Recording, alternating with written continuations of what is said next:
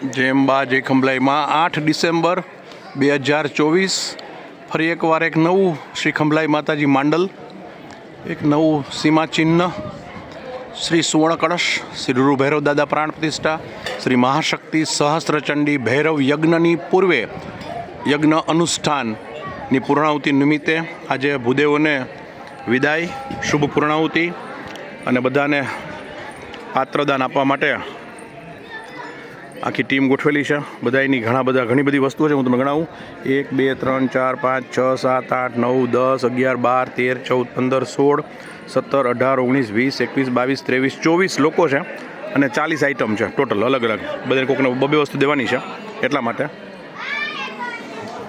બાપુજી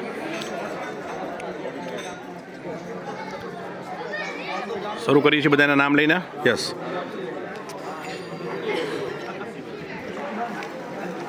જય ખંભલાઈમાં બોલવાનું. જય ખંભલાઈમાં.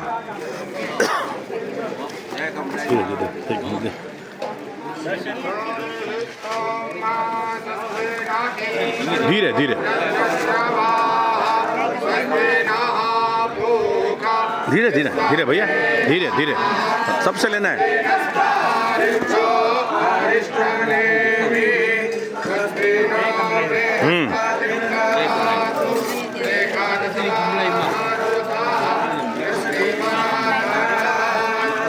ઉભાર્યો એ જીતુભાઈ બબે આપો, બે ઉભાર્યો, એક મિનિટ.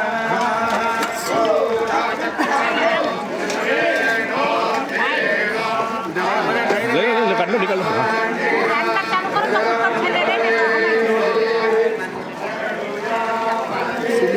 हाँ, कोई बात.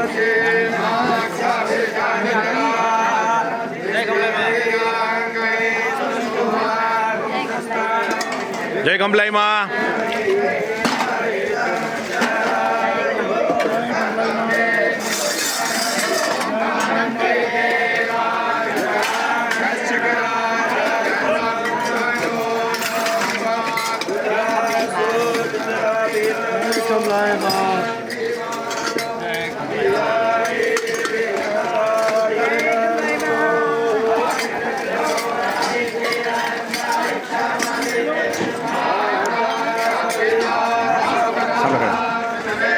તમને ખાસ દેખાડું કે શું આપણે આપી રહ્યા છીએ. એક સરસ મજાનું 5 લીટરનું પ્રેશર કુકર, થાળી, ચા ખાંડના સ્ટીલના સરસ ડબ્બા, કેસરોલ, 5 થાળી, 5 મોટા બાઉલ, 5 ગ્લાસ, 5 ચમચી, 3 તપેલીનો સેટ, એક મસાલિયું, 2 લોયાનો સેટ, એક સરસ મજાનો ત્રાસ, એક સરસ મજાનો સ્ટીલનો લોટો, એક બોઘીણી છાશ માટેની,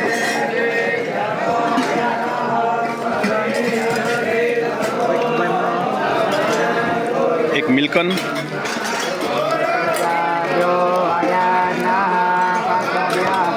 એક ટિફિન એ લોકોને ઘરે લઈ જવા માટે,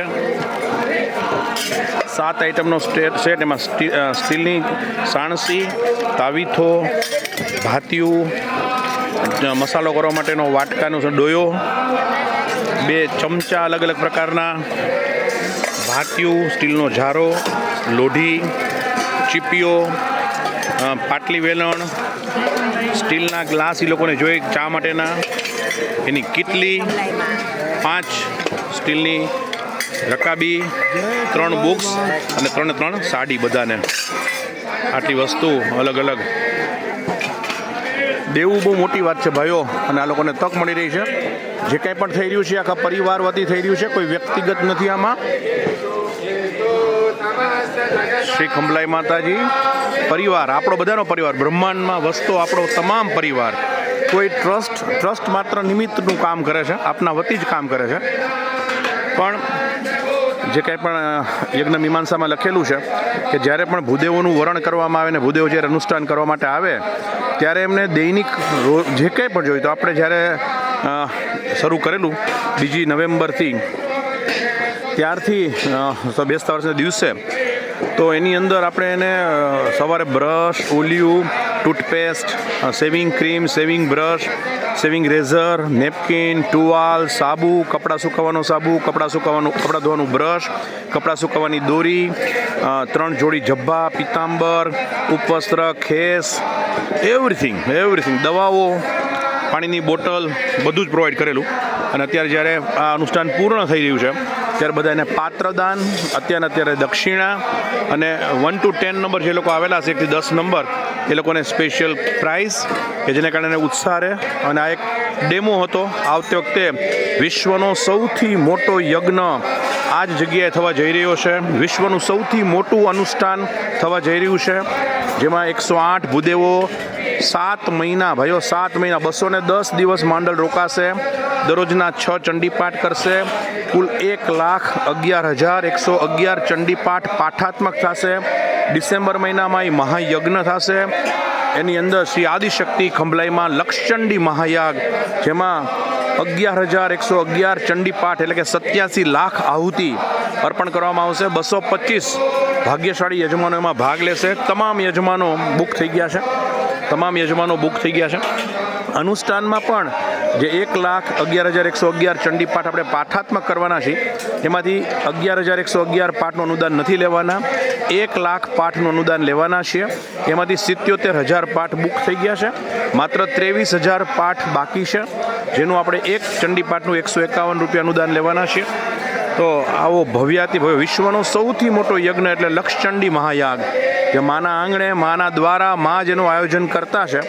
અને શ્રી ખંભલાઈમાં માંડલના આંગણે એવો ભવ્યાતિ ભવ્ય અનુષ્ઠાન 12મી એપ્રિલ 2025 હનુમાન જયંતિના દિવસે શરૂ થશે અને ઓક્ટોબર મહિનામાં ધનતેરસના દિવસેની પૂર્ણાહુતિ થશે. આવા યજ્ઞમાં ભાગ લેવા આપ સૌને નિમંત્રણ છે. આવજો, દર્શન કરજો અને આપણને એનો લાભ મળે. એક લક્ષચંડી 71 પેઢીમાં એકાદ વાર થતી હોય છે, આવનારી ને જનારી. એટલે વિદેશમાં વસતા તમામ ભાઈઓ બહેનોને હૃદયપૂર્વક આમંત્રણ પાઠવીએ છીએ, વિનંતી કરીએ છીએ કે જરૂરથી પધારજો. સમયને કાઢવો પડતો હોય છે, સમય હોતો નથી.